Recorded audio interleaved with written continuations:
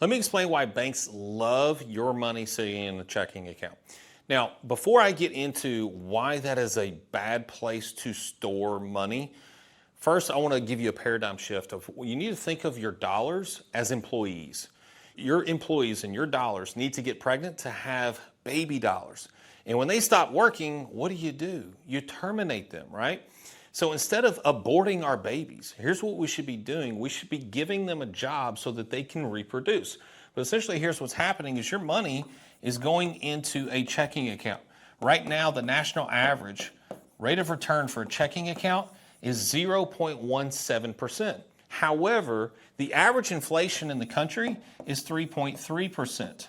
So if you could do some real quick math, if I had 17 pennies and that went down by $3.30, what is that negative rate of return? It is negative 1,841% negative rate of return. No financial planner should ever put you into an investment account that is going to produce negative 1,800%. But there's an alternative. Instead of putting your money into a checking account for those dollars to either sleep or be terminated and aborted, what you could be doing is bypassing the bank altogether and putting your money into a simple interest line of credit.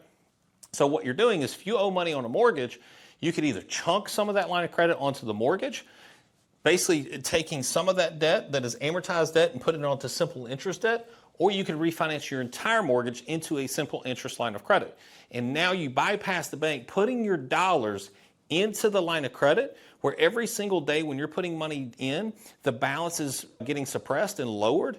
Therefore, you speed up the time frame. You also reduce the amount of interest you pay substantially.